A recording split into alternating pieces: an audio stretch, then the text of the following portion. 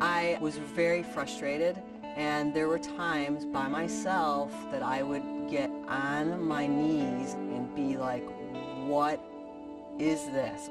Why is this driving me? And I only could believe that it was from God. It was like transported into my head, and I was a vehicle of this incredible vision.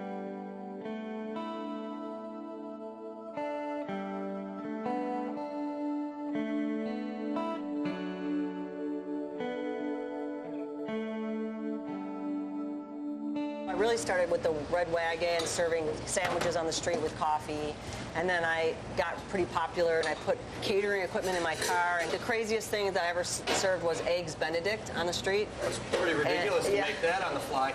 Yeah. And then I got a school bus and I took all the seats out of it and put tables and chairs in it and made it a mobile cafe.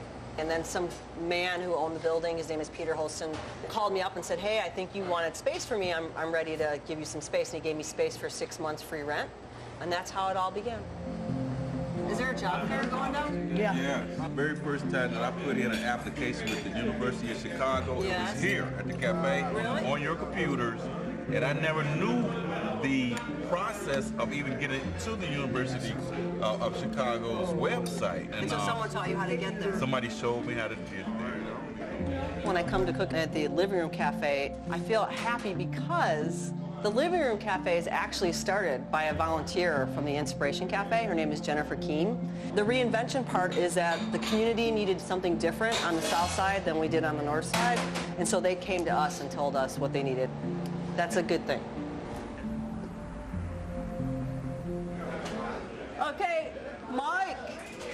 When I first started the Inspiration Cafe, my office was in the middle of the cafe. It was totally chaotic, crazy madness all the time. That crazy chaos is creativity to me. And people that took over the cafe after me, they are different thinkers. They process different. They view the world differently. When that happens, it changes the dynamic of what my first original vision was. I had to accept that and watch it grow.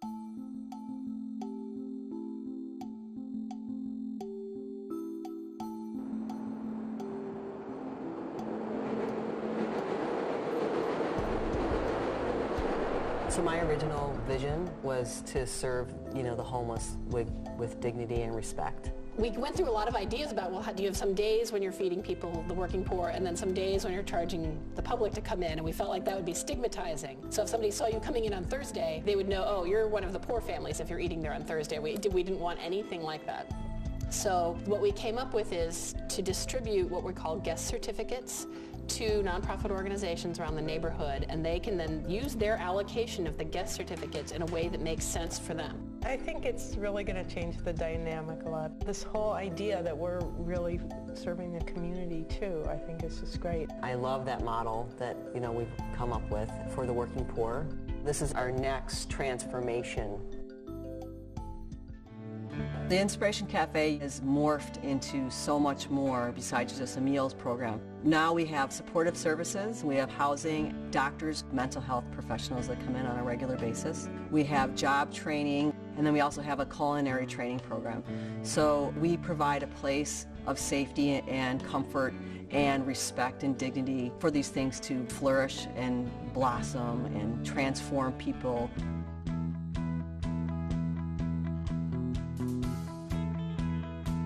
I totally believe in what we do here at Inspiration Corporation because I'm a product of this process.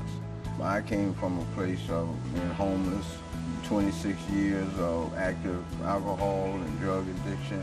The employment project became part of my support system and gave me an opportunity to make some positive choices, which was the turning point in my life. I was in a drug rehab center, and then after I completed that, I ended up coming to Inspiration Cafe. Just being a part of the cafe has showed me how to be a productive person in society. The things that I'm doing now in life, I've never done. I went to Inspiration Corporation, which was 10 years ago. I was homeless at that point, and I needed a place to go. I'm glad that I went through that culinary class and learned how to work in the kitchen. I woke up at the age of 33, 3 years ago, realizing that I had wasted 10 years of my life. I found myself unemployed and homeless. Now I have the chance to really make something of myself. Part of my story is that I'm a recovered heroin addict. Yes, our mission is to help fight homelessness and poverty, but the training program takes money. It doesn't just run itself. We can help lessen the burden, but the only way that we can really do that is to continually change and reinvent ourselves. I agree that we're touching more people, we're feeding more people, we're inspiring more people, but I worry that I don't get to go do dishes at the cafe anymore because there's someone that's their job, is to only do dishes. I would like everybody to change jobs. I would like the dishwasher to be the person that runs the cafe one day. If you have people that are watching your back and pushing you forward and believing in your dream and seeing some goodness in you, it makes you realize that you can do anything. And that's some of the things that we do at Inspiration Corporation.